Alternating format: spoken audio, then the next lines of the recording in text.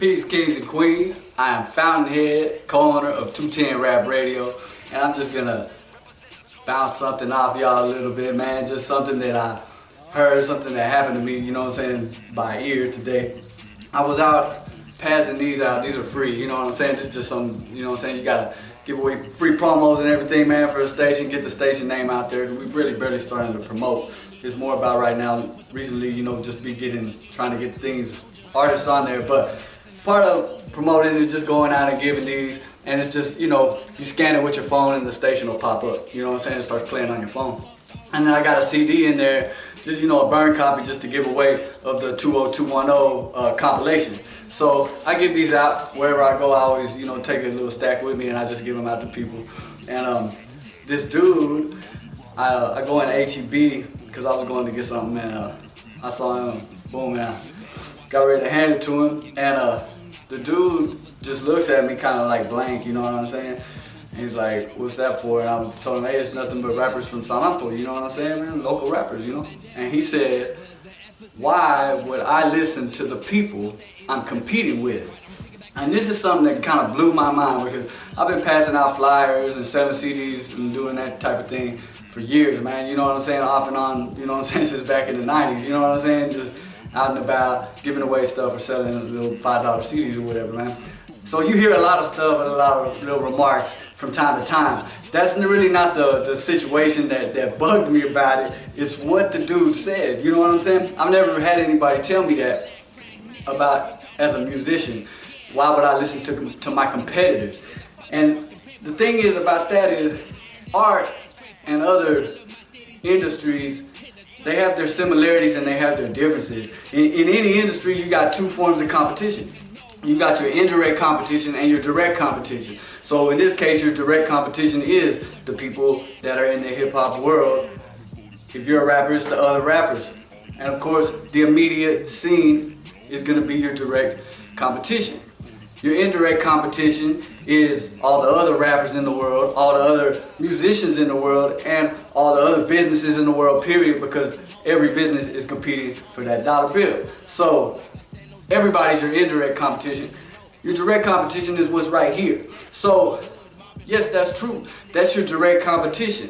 But for the same reason that art collectives have to get together, and for the same reason that rappers always feature each other, where you don't see that as much in genres like rock and roll and country, where they've got, you know, half the album is other country singers or other rock singers. They don't do that. Rappers do that because networking is a necessary must in hip hop in ways that it isn't with the other genres that have these big companies like Capitol and, you know, Sony and all of them backing them. And a lot of rappers do get that backing, but it takes a whole lot of a different type of hustle to get that backing from those companies than it does in the rock world, where, you know, the situation moves in a lot smoother manner, man. And if you're a rapper, you already know this. You know how the game is different.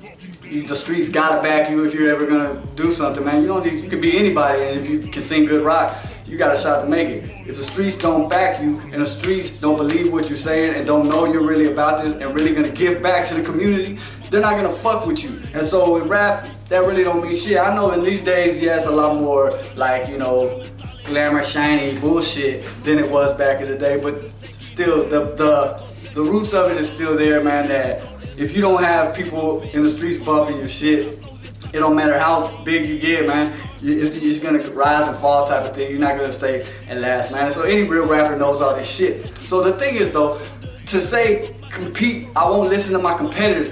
Don't you think, like, the guy that's running Coca-Cola, the CEO of Coca-Cola, you don't think he knows what Dr. Pepper tastes like? You don't think he knows what Sprite tastes like? Those are his direct competitors. He may not go out and buy their product, but you can guarantee that he knows what it tastes like. And to not know what other rappers are rapping about and be a rapper, period, whether it's from New York, Cali, but especially where you're at, if you don't know what the other rappers are talking about, then that's pretty much saying, like, you don't even care what's going on in the streets, you only care what's going on your street. You know what I'm saying? Of course, your street's the most important to you, because you don't want to get shot up and all of that type of shit. When you got kids playing outside, you're gonna worry about that. But whatever is happening in the rest of the community is important because it affects that street that you're on.